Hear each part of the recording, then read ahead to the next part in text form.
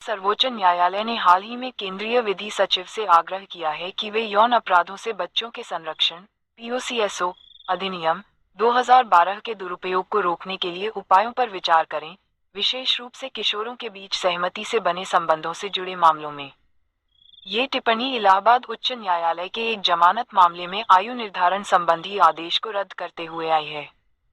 अदालत ने Romeo Juliet clause की खोज की सिफारिश की है, जो समान आयु के किशोरों के बीच सहमति से यौन कृत्यों को आपराधिक अभियोजन से छूट प्रदान करेगा। यह अमेरिका सहित कई देशों में अपनाई गई प्रथा के अनुरूप है और मौजूदा पीओसीएसओ ढांचे के तहत नाबालिगों से जुड़े सहमति से कृत्यों के व्यापक अपराधीकरण पर बढ़ती न्यायिक चिंताओं को दर्शाता है। पीओसीएसओ अधिनियम और इसकी चुनौतियां। पीओसीएसओ अधिनियम 2012 protection of children from sexual offences act 2012। POCSO अधिनियम 2012 का उद्देश्य बच्चों 18 वर्ष से कम आयु को यौन अपराधों से सुरक्षा प्रदान करना है। यह अधिनियम भारत में बच्चों के यौन शोषण, यौन दुर्व्यवहार और अन्य यौन अपराधों के खिलाफ एक व्यापक कानूनी ढांचा प्रस्तुत करता है। मुख्य बिंदु। 1. लागू क्षेत्र। यह अधिनियम पूरे भारत में लागू होता है। 2. संरक्षित व्यक्ति। 18 वर्ष से कम आयु के सभी बच्चे, लड़के और लड़कियां, इसके तहत सुरक्षित हैं। 3. अपराधों की परिभाषा।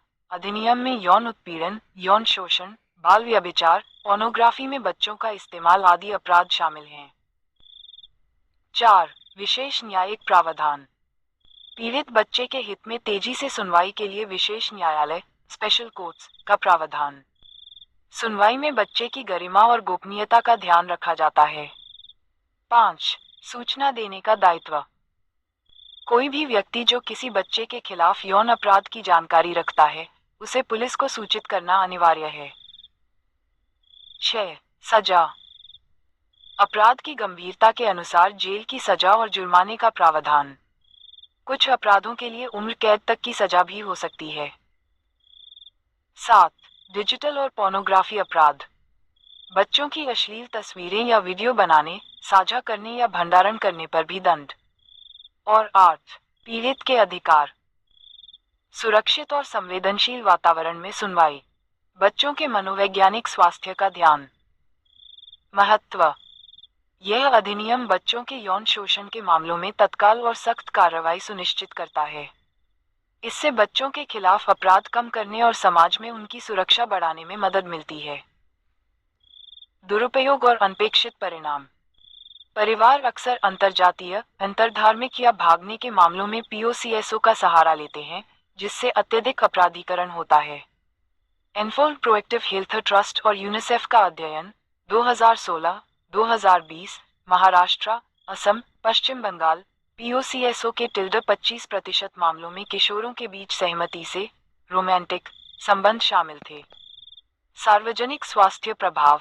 अभियोजन के डर से नाबालिग आवश्यक यौन और प्रजनन स्वास्थ्य सेवाओं से वंचित रहते हैं, जिससे असुरक्षित गर्भपात जैसे जोखिम बढ़ते हैं। न्यायिक स्वीकृति। सर्वोच्च न्यायालय ने पीओसीएसओ को बच्चे की सुरक्षा के लिए न्याय की गंभीर अभिव्यक्ति बताया, लेकिन इसके दुरुपयोग को समाज में गंभीर खाई करार दिया, जो किशोरों की स्वायत्तता का हनन करता है। संवैधानिक ढांचा और मैच्योर माइनर सिद्धांत। यह विमर्श मूलतः राज्य की पेरेंट्स पैट्रिए भूमिका और किशोरों की व्यक्तिगत स्वतंत्रता के बीच टकराव को रेखांकित करता है। वर्तमान कानून 16-18 वर्ष के किशोरों की निर्णय क्षमता को नकारते हुए एक प्रकार की वैधानिक मिथ्या कल्पना लीगल फिक्शन निर्मित करता है, जो वैज्ञानिक तथा सामाजिक यथार्थ से मेल नहीं खाती। वरिष्ठ अधिवक्ता इंदिरा जयसिंह द्वारा प्रस्तुत प्रमुख संवैधानिक आपत्तियां निम्नलिखित हैं। मौलिक अधिकारों का उल्लंघन। वर्तमान ढांचा अनुच्छेद 14 समानता, 15 भेदभाव निषेध, 19 स्वतंत्रता तथा 21 जीवन, गरिमा एवं स्वायत्तता के उल्लंघन की आशंका उत्पन्न करता है, क्योंकि यह किशोरों की सहमति को पुनर्तः अमान्य घोषित करता है। इवॉल्विंग कैपेसिटी सिद्धांत। 16-18 वर्ष के किशोरों में निर्णय लेने की विकसित होती क्षमता होती है।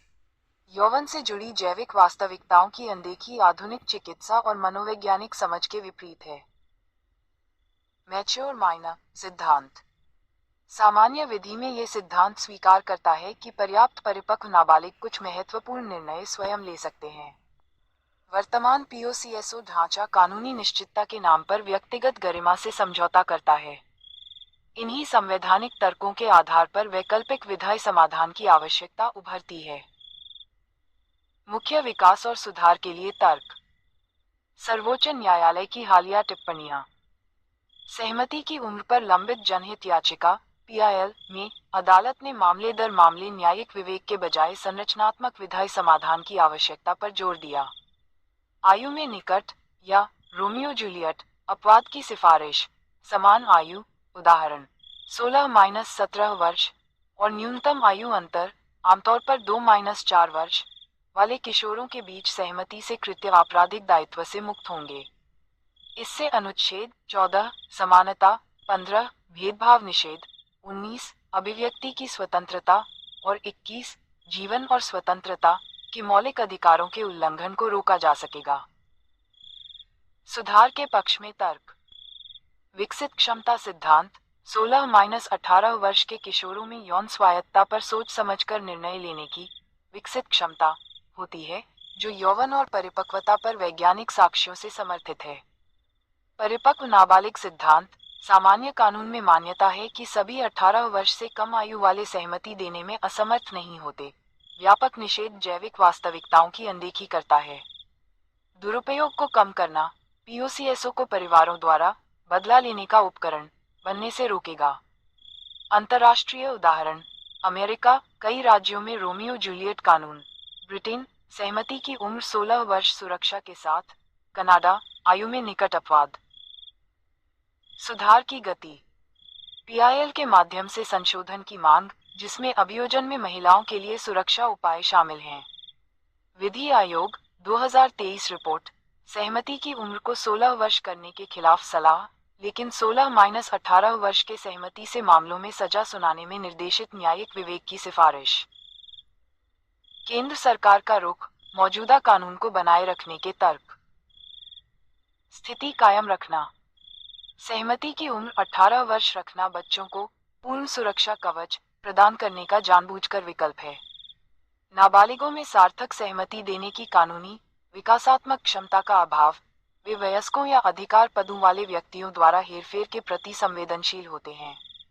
अपवादों से चिंताएं।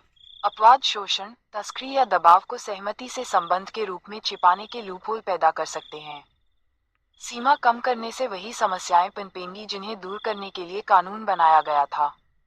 न्यायिक विवेक को प्राथमिकता, कठिन मामलों में राहत मामले दर मामले निर्णयों से मिलनी चाहिए, न कि वैधानिक कमजोरी से। विधि आयोग की सावधानी, व्यापक अपवाद अधिनियम के सख्त दायित्व ढांचे को कमजोर कर सकते हैं।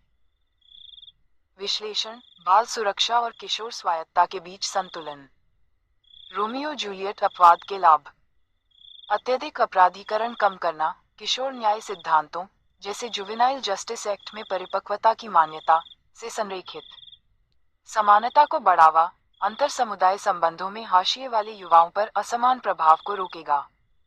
सार्वजनिक स्वास्थ्य सुधार, डर के बिना परामर्श और स्वास्थ्य सेवाओं तक पहुंच बढ़ाएगा।